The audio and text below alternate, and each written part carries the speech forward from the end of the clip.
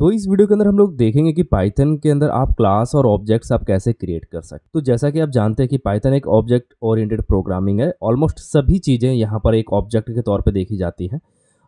इसको हम थोड़ा सा और डीप में समझेंगे कि एक ऑब्जेक्ट क्या होता है, एक क्लास क्या होती है और हम कैसे खुद की एक ऑब्जेक्ट एंड क्लासेस हम लोग क्रिएट कर सकते हैं। तो हम लोग कुछ एग्जांपल्स के बारे में देखेंगे। तो यहाँ पर सबसे पहले हम ये समझते हैं कि क्लास क्या होती है और ऑब्जेक्ट क्या होते हैं। तो क्लास क्या होता है कि एक टेम्पलेट के तौर पे होता है। तो जैसे कि मान लीजिए मेरे पास यहाँ पर एक क्लास है, उसके अंदर मैं कुछ फील्ड ऐड कर सकता हूँ, जैसे नेम हो गया, उस कोई एक रेक्टेंगल है या जो चीज़ आप लेते हैं तो उसको हम यहाँ पर फील्ड बोलते हैं। कुछ नाम हो गया उसका या एज हमने यहाँ पर डाली तो ये उसकी फील्ड होगी। फिर उसके अंदर कुछ मेथड्स होते हैं। मेथड्स यानी कि वो ऑब्जेक्ट क्या काम करता है। अब ऑब्जेक्ट क्या होता है कि जैसे कि मान लीजिए एक पर्सन है तो पर्सन एक ऑब्जेक्ट हो गया, है ना।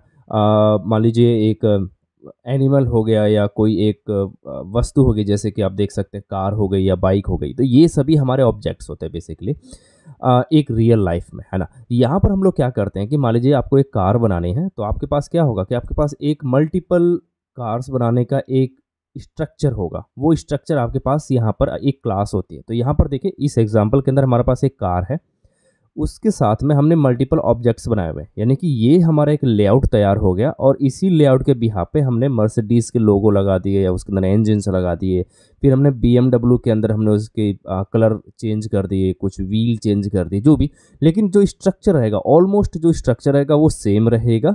सिर्फ डिफरेंसेस क्या आएंगे, कुछ डिफरेंसेस हो जाएंगे कि इसका जो इंजन होगा वो थोड़ा ज़्यादा एडवांस हो सकता है, या BMW के जो और फीचर्स हैं वो थोड़े और एडवांस होते हैं, कुछ एडिशनल फीचर्स हो सकते हैं, बट ऑलमोस्ट ये सब सेम होता है। तो यहाँ पर एक क्लास क्या होगी, एक ब्लूप्रिंट हो गया, और ऑब्जेक्ट क्या हो गया, ये उसी को सिर्फ डिफाइन करता है, बट ये एक रियल लाइफ में आ जाता है कि हमने उसका यूज़ करके, क्लास का यूज़ करके हमने एक यहाँ पे ऑब्जेक्ट क्रिएट कर लिया है। सेम एग्जाम्पल अगर आप यहाँ पे देखें तो मान लीजिए आपके पास एक स्टूडेंट नाम की आपने क्लास बनाई है जिसके अंदर आप नेम एंड रोल नंबर आप लिखते हैं। तो इस क्लास के भी यहाँ पे आप मल्टीपल आप ऑब्जेक्ट बना सकते हो, है ना। तो एक ऑब्जेक्ट आपका यहाँ पर एडम हो गया, आप यहाँ पे देख सकते हैं। फिर यहाँ पे केशा हो गई, जिसका आप नाम और रोल नंबर आप डिफाइन कर सकते हो ना। तो एक आपके पास एक बेस क्लास यानी स्ट्रक्चर हो गया, और उसी के बिहाफ पे आप मल्टीपल ऑब्जेक्ट्स आप क्रिएट कर रहे हो।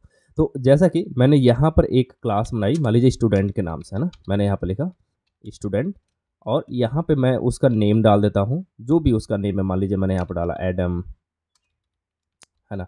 और यहाँ पर उसकी एज मैं यहाँ पर डाल सकता हूँ, तो एज मैंने यहाँ पर डाल दी लेट्स से 49 करके, इस तरीके से। अब ये एक मेरी क्लास है ना। ये क्लास है, इसके ऊपर अब मैं ऑब्जेक्ट्स बना सकता हूँ।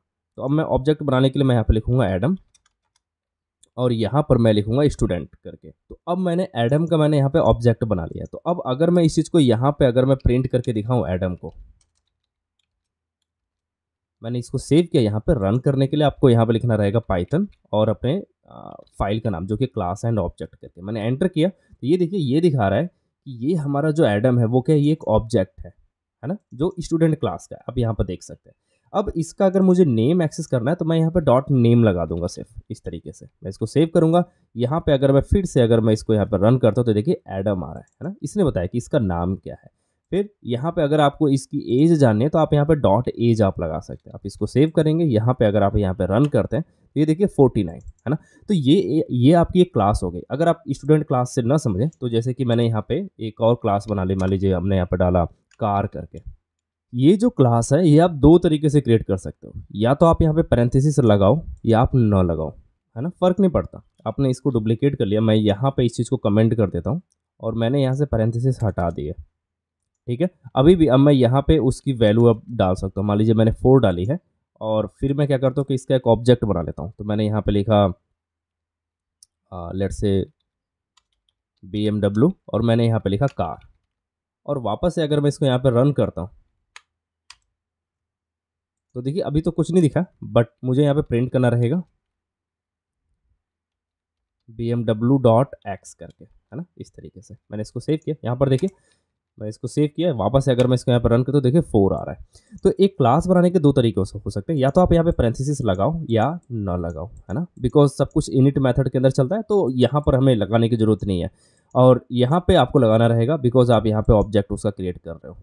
यही सेम एग्जांपल अगर मैं इस चीज़ को यहाँ पे कमेंट कर दूँ और अगर मैं इसको यहाँ पे अनकमेंट कर दूँ और फिर वापस से अगर मैं इसको यहाँ पे रन करता हूँ तो कोई दिक्कत नहीं आती है ना। अब तो आप ये दोनों यूज़ कर सकते हैं।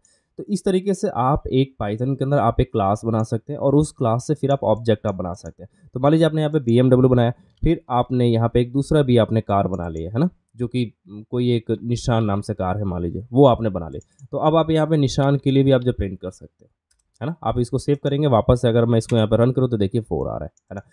नेक्स्ट वीडियो के अंदर हम लोग देखेंगे कि कंस्ट्रक्टर वगैरह क्या होते हैं, आप इसको कैसे डायनामिक बना सकते हो, यानी कि एक कार के पास उसका खुद का नाम यहाँ पर आप खुद से पास कर सकते हो। जैसे BMW के लिए आप जो BMW कार नाम पास करोगे, निशान के लिए आप जो निशान कार पास करोगे।